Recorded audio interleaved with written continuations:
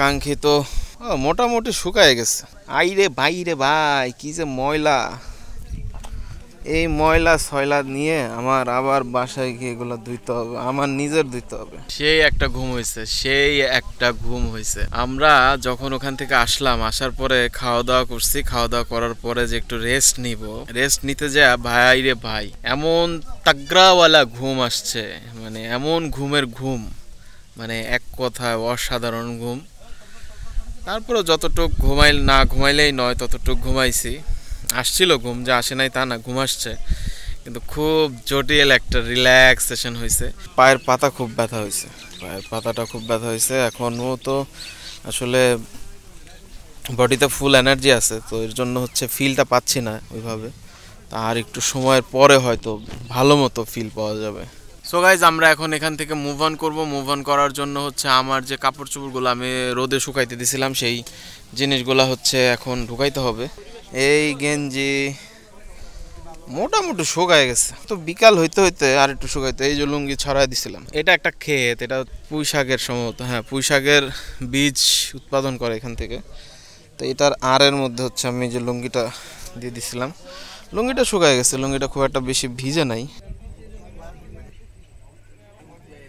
So guys, আমাদের ঝর্ণার trip মোটামুটি কমপ্লিট। এখানে আমরা মোটামুটি রেস্ট নিয়ে সবাই এখন সামনের দিকে অগ্রসর হয়ে যাচ্ছি। আমরা এখন হচ্ছে বাসে ওঠার পর খালি সি বিচে যাব, তারপরে হচ্ছে ওখান থেকে ঢাকায় চলে যাব।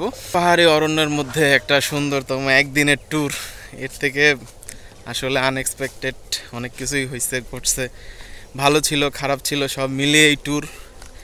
50 জন থাকে, 50 জনের 50 রকমের মতভেদ থাকে, তারপরেও খারাপ হয়নি, ভালো হয়েছে। চা খাইতে পারলে আসলে মনে হয় খুবই ভালো লাগতো। কোথাও কোনো দোকান দেখছি না। এখানে খাবারের দোকান আছে, খাবারের দোকান থাকলেও ওখানে অ্যাভেলেবেল চা থাকে না। কিছু শুনতে পাচ্ছেন? পাখির শব্দ।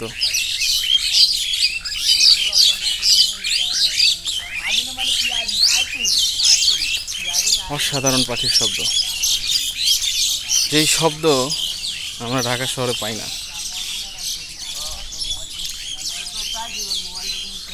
বাহ, ভালোই লাগলো, অনেকদিন পর এরকম একসাথে পাখির কিচিরমিচির শুনতে পেলাম। এই সেই রেল লাইন, আমরা যে রেল লাইন দিয়ে সকালবেলা গিয়েছিলাম। প্রায় আমাদের গাড়ির কাছাকাছি মোটামুটি চলে আসছি। ওই যে মেন রোডটা দেখা যাচ্ছে, ওইখানে যাব। ওইখানে যাওয়ার পর বাসে উঠবো। টিমমেটরা অনেকে এগিয়ে গিয়েছে, এগিয়ে গিয়েছে।